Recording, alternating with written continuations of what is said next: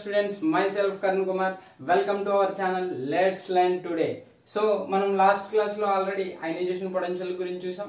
ఈ క్లాస్ లో electron gain enthalpy గురించి కంప్లీట్ గా చూద్దాం. ఓకే,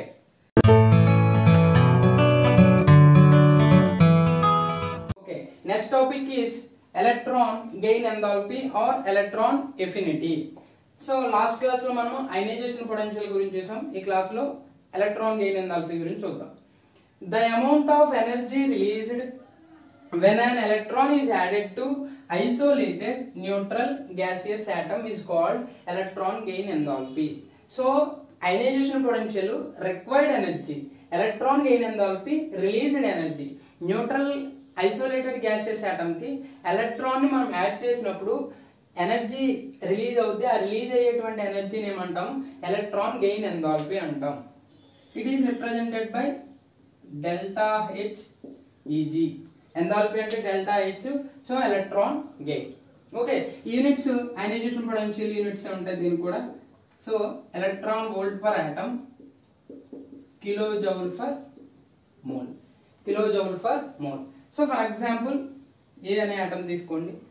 ఎలక్ట్రాన్ ని యాడ్ చేసాం కాబట్టి ఎలా కన్వర్ట్ అవుద్ది? ఏ మైనస్ కింద కన్వర్ట్ అవుద్ది. So delta Hg, so delta H Eg is equal to, so generally exothermic reaction means negative sign. exothermic reaction కాబట్టి negative sign generally. సో కాబట్టి నెక్స్ట్ A మైనస్ కి ఇంకో ఎలక్ట్రాన్ యాడ్ చేసాం. So add చేసినప్పుడు A -2 form అవుతుంది. A -2. So కాబట్టి delta H Eg is equal to always positive. So ఇది ఇక్కడ ఎనర్జీ రిలీజ్ అవుద్ది.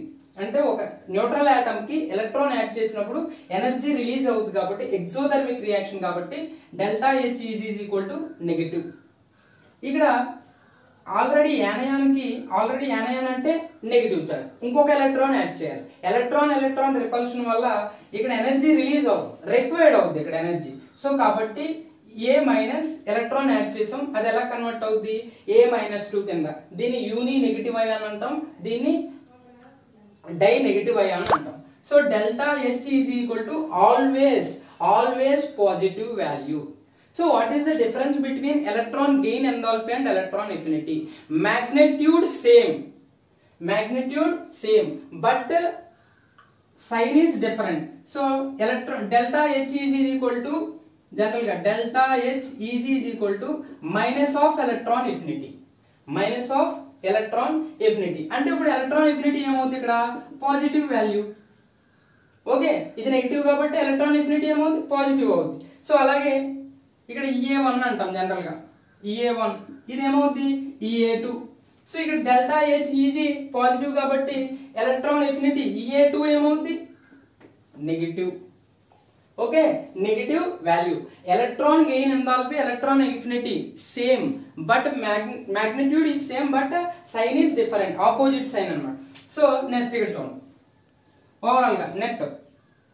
So A minus A plus 2 electrons is rise to ఏం ఫామ్ అవుతుంది మనకి? ఏ -2 ఫామ్ అవుతుంది. ఏం ఫామ్ అవుతుంది? ఏ -2. సో ఏ -2 ఫామ్ అవుతుంది. ఇక్కడ నెట్ డెల్టా H Eg ఏమొస్తుంది అంటే పాజిటివ్ వస్తుంది.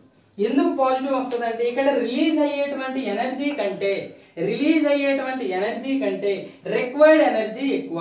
అంటే ఇక్కడ రిలీజ్ అయ్యేటువంటి ఎనర్జీ 100 అనుకో, రిక్వైర్డ్ ఎనర్జీ ఏమవుతుంది? 120. అప్పుడు ఏమవుతుంది? ఓవరాల్ గా నెట్ 20. సో కాబట్టి రిలీజ్ అయ్యేటువంటి ఎనర్జీ కంటే రిక్వైర్డ్ ఎనర్జీ ఎక్కువ కాబట్టి delta Hg is equal to positive. So కాబట్టి ఎలక్ట్రాన్ ఎఫినిటీ ఏమవుతుంది? అప్పుడు electron affinity negative. Okay, electron affinity ఏమవుతుంది? నెగటివ్. సో కాబట్టి ఎలక్ట్రాన్ ఎఫినిటీకి ఎలక్ట్రాన్ గెయిన్ ఎంథాల్పీకి డిఫరెన్స్ అర్థమైందా? Delta H Eg is equal to electron gain enthalpy is equal to minus electron affinity. Okay, so electron gain enthalpy అంటే the amount of energy released when an electron is added to isolated neutral gaseous atom is called electron gain enthalpy. దాని unit చూసాం. అలాగే ఇక్కడ explain చేశాను example తో. General గా ఈ యూని negative ion అంటే ఏంటి, డై నెగిటివ్ అయాన్ అంటే ఏంటి, సో ఎలక్ట్రాన్ గెయిన్ ఎంథాల్పీ ఇక్కడ వాల్యూ నెగిటివ్ ఎందుకు వస్తుంది, ఇవన్నీ చెప్పాను. So next thing is factors affecting on electron affinity.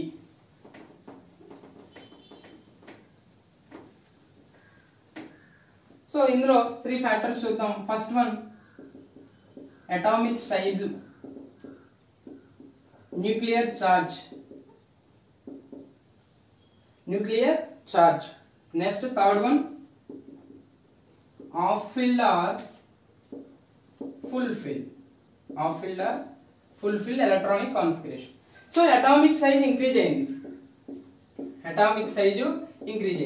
So అప్పుడు అటామిక్ సైజ్ ఎప్పుడైతే ఇంక్రీజ్ అయిందో మనకి ఏంటి, ఎలక్ట్రాన్ యాడ్ చేయాలి. సో ఈజీగా దీన్ని ఎలక్ట్రాన్ యాడ్ చేసుకుంటుంది. అది ఎలక్ట్రాన్ యాడ్ చేయగలమా, చేయలేము, ఎందుకంటే డిస్టెన్స్ ఎక్కువైపోయింది కాబట్టి ఇక్కడ ఉన్నటువంటి ఎలక్ట్రాన్ అంత ఈజీగా యాడ్ అవ్వదు. సో కాబట్టి ఎనర్జీ ఏమీ రిలీజ్ అవ్వదు. సో కాబట్టి అటామిక్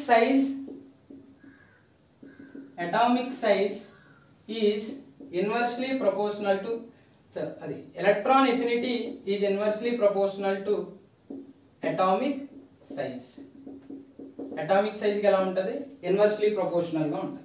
సో అలా కాకుండా న్యూక్లియర్ చార్జ్ అంటే పాజిటివ్ చార్జ్, న్యూక్లియస్ ఏ చార్జ్ ఉంటుంది, పాజిటివ్ చార్జ్ ఉంటుంది. ఎలక్ట్రాన్ యాడ్ చేయాలి మనం. సో ఎలక్ట్రాన్ యాడ్ చేయాలంటే న్యూక్లియర్ చార్జ్ ఎక్కువగా ఉంది. సో ఓకే, ఓ దాంట్లో 10 ప్రోటాన్స్ ఉన్నాయి, ఓ దాంట్లో 15 ప్రోటాన్స్ ఉన్నాయి. దేనికి ఎలక్ట్రాన్ వచ్చి ఫాస్ట్ గా యాడ్ అవుతుంది, సో 15 ప్రోటాన్స్ ఉన్న దానికి ఎలక్ట్రాన్స్ వచ్చి యాడ్ అవుతుంది. సో కాబట్టి ఇక్కడ ఎనర్జీ ఎక్కువ రిలీజ్ అవుతుంది కాబట్టి జనరల్ గా న్యూక్లియర్ ఛార్జ్ ఎక్కువ ఉంటే ఎలక్ట్రాన్ గెయిన్ ఎంథాల్పీ ఎలా ఉంటుంది, ఎక్కువగా ఉంటుంది. సో కాబట్టి nuclear charge electron affinity is directly proportional to nuclear charge. Atomic size కి ఇన్వర్స్లీ ప్రపోర్షనల్, న్యూక్లియర్ ఛార్జ్ కి డైరెక్ట్లీ ప్రపోర్షనల్. అలాగే ఆఫ్ ఫీల్డ్ ఫుల్ఫిల్ అంటే for example fulfil Nobel gases తీసుకోండి, దానికి ఎలక్ట్రాన్ ఈజీగా యాడ్ చేయగలమా, యాడ్ చేయలేము, ఎందుకంటే ఆల్రెడీ స్టేబుల్ కాన్ఫిగరేషన్స్ అయ్యి ఎలక్ట్రాన్ ఈజీగా యాడ్ చేయలేము. ఎప్పుడైతే ఎలక్ట్రాన్ ఈజీగా యాడ్ చేయలేమో ఎనర్జీ రిలీజ్ అవ్వదు, ఆల్రెడీ స్టేబుల్ అయ్యి. సో కాబట్టి ఆఫ్ ఫీల్డ్ ఫుల్ఫిల్డ్ కి ఎలక్ట్రాన్ ఎఫినిటీ తక్కువగా ఉంటుంది. సో కాబట్టి ఆఫ్ ఫీల్డ్ ఫుల్ఫిల్డ్ జనరల్ గా ఎలక్ట్రాన్ ఎఫినిటీ అంటే ఇంకా దానికి ఎలక్ట్రాన్ ని యాడ్ చేయని అవసరం లేదు, యాడ్ చేసినా ఆల్రెడీ స్టేబుల్ కాన్ఫిగరేషన్స్ కాబట్టి. సో ఇవి factors affecting on electron gain enthalpy or electron affinity. Okay, next one trends.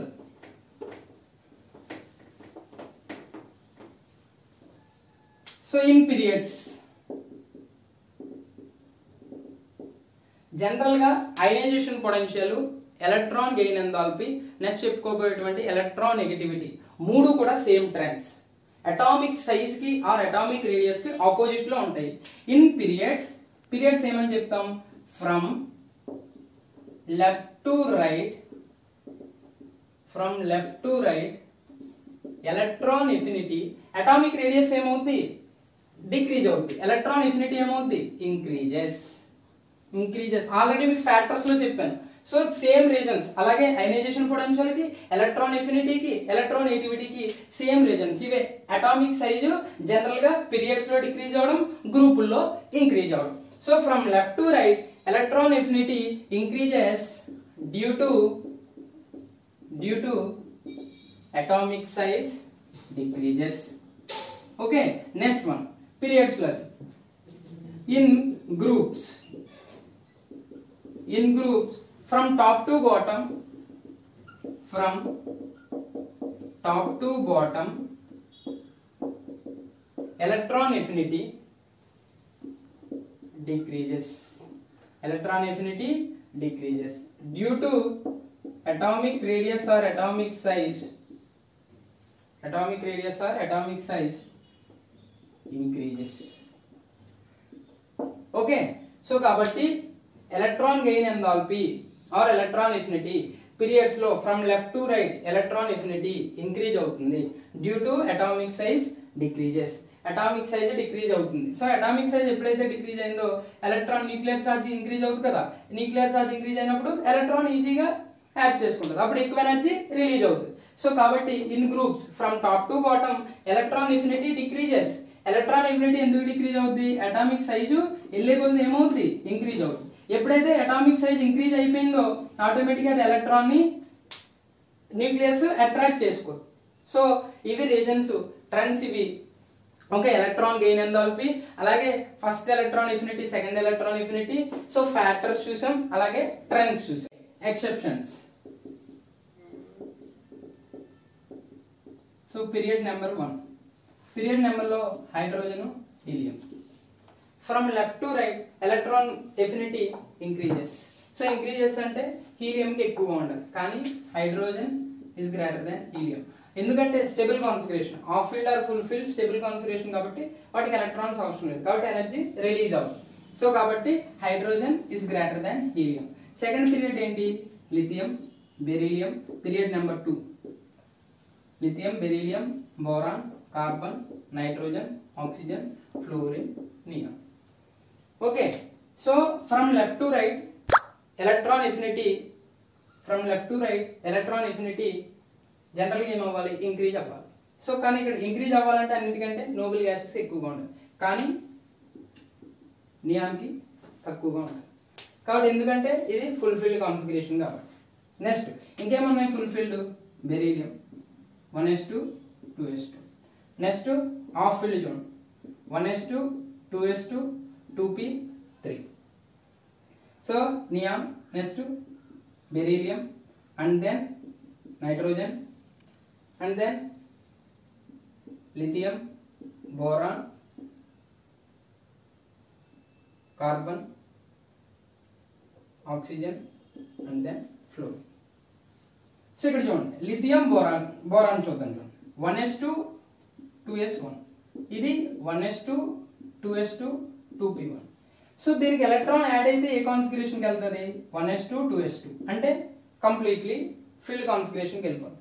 ఇది 1s2 2s2 2p2. సో కాబట్టి ఏది stable configuration? Lithium stable configuration. So కాబట్టి లిథియం స్టేబుల్ కాన్ఫిగరేషన్ కాబట్టి దీనికి electron ఈజీగా add అవుతుంది, అంటే ఎనర్జీ ఎక్కువ రిలీజ్ అవుతుంది. ఇందులో ఎలక్ట్రాన్ ఎనర్జీ ఎక్కువ రిలీజ్ అవుతుంది కాబట్టి ఇక్కడ ఏమవుతుంది ఆర్డర్? సో బోరాన్ ఇక్కడ. ఓకే, కాబట్టి సో ఇక్కడ ఆర్డర్ ఇది చేంజ్ అవుతుంది. సో సెకండ్ పీరియడ్ లో ఈ ఆర్డర్ ఉంటుంది అనమాట. Neon is less than, next beryllium, next nitrogen, తర్వాత boron, lithium, carbon, oxygen, fluorine. Okay, ఇది period number 2. So next general గా period 3 electron affinity is greater than period 2 electron affinity.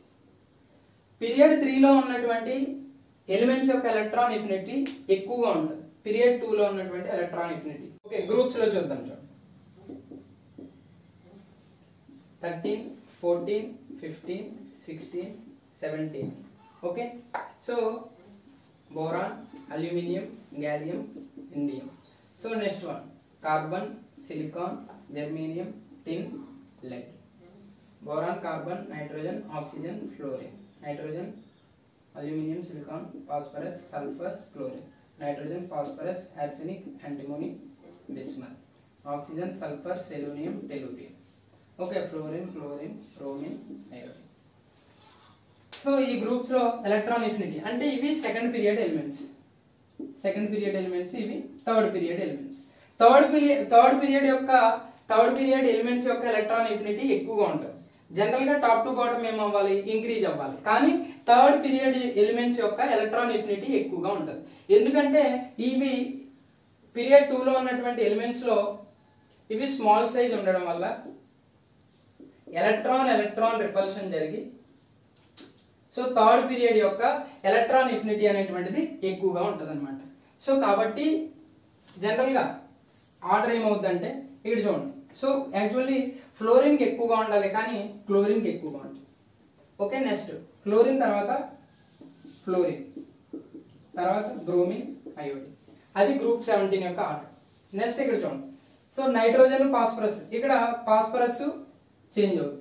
So phosphorus third period కదా, phosphorus, next nitrogen, and then arsenic, antimony, bismuth. Okay, కింద ఉన్నటువంటి radioactive elements అవి. So next one ఇక్కడ కూడా చూడండి. Group 14 చూడండి. Silicon greater than carbon, next germanium and then tin and then lead. So ఇది group 14. 13 16 overall గా change అవుతాయి చూడండి. So 13 group 13 and 16. So first third period element కాబట్టి aluminium and then gallium and then indium and then boron. ఇది group 13 యొక్క order. So general గా third period elements యొక్క electron affinity ఎక్కువగా ఉంటుంది.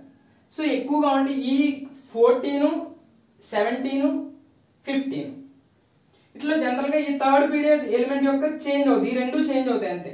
కానీ 13 16 ఓవరాల్ గా గ్రూప్ మొత్తం చేంజ్ అయిపోతుంది. అంటే ఫస్ట్ అల్యూమినియం వచ్చింది, తర్వాత గ్యాలియం ఇండియం, తర్వాత బోరాన్. నెక్స్ట్ అలాగే గ్రూప్ 16 లో కూడా గ్రూప్ 16 లో third period element electron affinity ఎక్కువగా ఉంటది కదా. సో కాబట్టి ఫస్ట్ ఏం వస్తుంది? సల్ఫర్.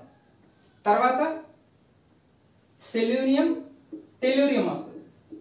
వీటి రెండింటికంటే కూడా ఆక్సిజన్ యొక్క ఎలక్ట్రాన్ ఎఫినిటీ తగ్గిపోతుంది. సో ఎందుకంటే రీజన్ వీటికి ఎలక్ట్రాన్ ఎఫినిటీ ఎందుకు తక్కువగా ఉంటుంది అంటే, సో ఆల్రెడీ ఇవి స్మాల్ సైజ్ ఉండడం వల్ల, సో ఎలక్ట్రాన్ స్మాల్ సైజ్ ఉంటుంది. అంటే దీంట్లో స్పేస్ ఉండదు కాబట్టి ఎలక్ట్రాన్ రిపెల్ అవుతుంది. రిపెల్ అయ్యి ఎలక్ట్రాన్ వచ్చి యాడ్ అవ్వలేదు అనమాట. అలా కాకుండా క్లోరిన్కి వెళ్ళేసి థర్డ్ పీరియడ్కి వెళ్ళేసరికి ఏమవుతుంది? కొంచెం సైజ్ పెద్దదవుతుంది కాబట్టి అప్పుడు ఎలక్ట్రాన్ వచ్చినా సరే స్పేస్ ఉంటుంది. సో కాబట్టి ఎలక్ట్రాన్ ఇక్కడ వచ్చి యాడ్ అవుతుంది.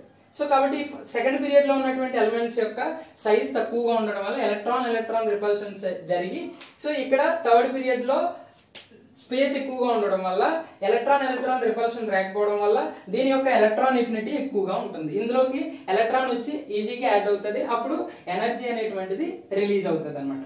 అలాగే group 17 is greater than group 16.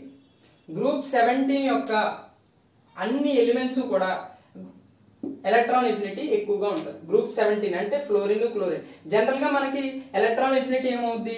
Left to right ఏమవుద్ది? జనరల్ గా ఎలక్ట్రాన్ ఎఫినిటీ ఇంక్రీజ్ అవుతుంది.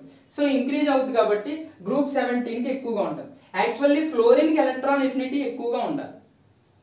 టాప్ టు బాటమ్ ఏమవుతుంది? మళ్ళీ ఎలక్ట్రాన్ ఎఫినిటీ డిక్రీజ్ అవుతుంది. అంటే ఫ్లోరిన్ కి ఎలక్ట్రాన్ ఎఫినిటీ ఎక్కువగా ఉండాలి. కానీ ఓవరాల్ గా పీరియాడిక్ టేబుల్ మొత్తంలో కూడా ఎలక్ట్రాన్ ఎఫినిటీ ఎక్కువగా ఉన్నటువంటి ఎలిమెంట్ క్లోరిన్. ఓకే, క్లోరిన్ కి ఎక్కువగా ఉంటుంది. Ionisation potential helium. Electron affinity original గా ఫ్లోరిన్ కి ఉండాలి, ఎలక్ట్రాన్ ఎఫినిటీ ఎక్కువగా.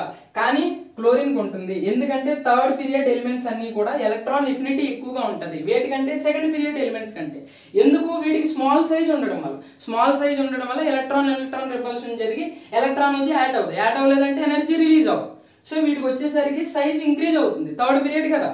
సో కాబట్టి థర్డ్ షెల్ యాడ్ అవుతుంది. థర్డ్ షెల్ యాడ్ అయ్యేటప్పటికి ఎలక్ట్రాన్ వచ్చి ఆక్యుపై చేయడానికి స్పేస్ ఉంటుంది. అందువల్ల థర్డ్ పీరియడ్ ఎలిమెంట్స్ యొక్క ఎలక్ట్రాన్ ఎఫినిటీ ఎక్కువగా ఉంటుంది. సో ఓవరాల్ గా గ్రూప్ 17 లో ఉన్నటువంటి ఎలిమెంట్స్ అన్నిటికీ కూడా ఎలక్ట్రాన్ ఎఫినిటీ ఎక్కువగా ఉంటది. From left to right electron affinities increases. కాబట్టి గ్రూప్ 16 లో ఉన్నటువంటి అన్ని ఎలిమెంట్స్ కంటే కూడా గ్రూప్ 17 యొక్క ఎలక్ట్రాన్ ఎఫినిటీ ఎక్కువగా ఉంటది. అలాగే హై ఎలక్ట్రాన్ ఎఫినిటీ ఉన్నటువంటి ఎలిమెంట్ క్లోరిన్. ఓకే, ఇది ఓవరాల్ గా ఎలక్ట్రాన్ ఎఫినిటీ అంటే ఏంటి, ఎలక్ట్రాన్ ఎఫినిటీ EA1 EA2 అంటే ఏంటి, ఫ్యాక్టర్స్ ఏంటి, ట్రెండ్స్ ఎలా ఉన్నాయి, గ్రూప్ లో పీరియడ్ లో ఎలక్ట్రాన్ ఎఫినిటీ ఏమవుతుంది, అలాగే exceptions. These are all exceptions. Next topic electropositivity. So electropositivity అంటే ఏంటి, అలాగే metallic character, non metallic character, oxides. So electropositivity అంటే ఏంటంటే the tendency to losing an electron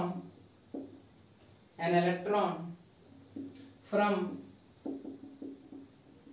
neutral atom to form cation. This property is known as electropositivity.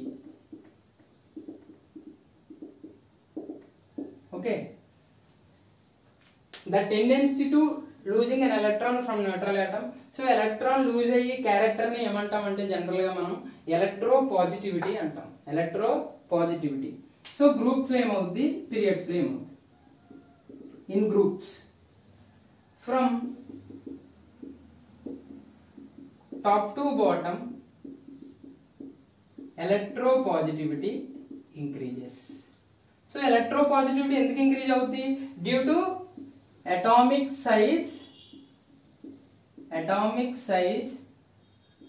increases. atomic size increase అవుతుంది అంటే for example group 1 తీసుకోండి, lithium.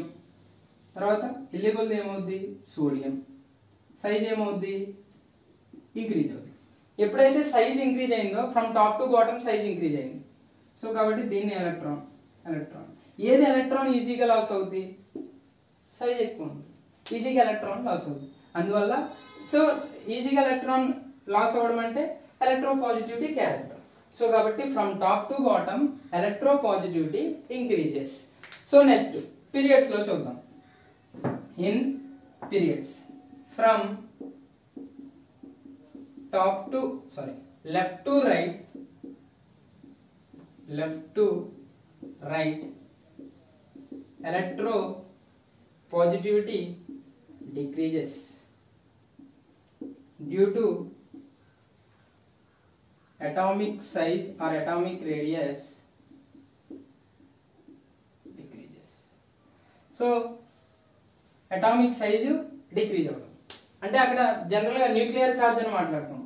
Nuclear charge so ఇక్కడ వెళ్ళేకొద్ది nuclear charge ఏమవుద్ది? Nuclear charge increase అవుతుంది. Okay,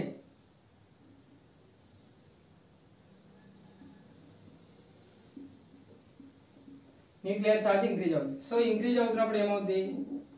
general గా electron కి nucleus కి attractions ఎక్కువగా ఉంటాయి. సో అట్రాక్షన్స్ ఎక్కువగా ఉంటాయి కాబట్టి ఎలక్ట్రాన్ ఈజీగా లాస్ అవుతుంది. సో కాబట్టి ఎలక్ట్రోపాజిటివిటీ ఏమవుతుంది? ఆటోమేటిక్ గా డిక్రీజ్ అవుతుంది. So due to nuclear charge is increases. కాబట్టి ఎలక్ట్రోపాజిటివిటీ అంటే the tendency to losing an electron from neutral atom to form cation. This property is known as electropositivity. గ్రూపులు ఏమవుద్ది? From top to bottom electropositivity increases due to atomic size increases. So periods లో from left to right electropositivity decreases due to nuclear charge increases, atomic size decreases. Next so metallic character, non metallic character. Metallic character అన్న electropositivity అన్న same. Metallic character అంటే tendency to losing an electron. So కాబట్టి same time groups లో from top to bottom metallic character increases due to atomic size increases. Next one periods లో from left to right metallic character decreases due to atomic size decreases. Non metallic character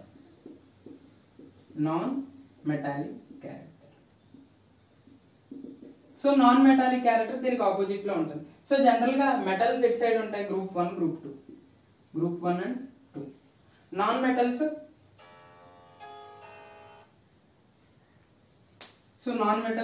general గా 13, 14, 15, 16, 17, 18.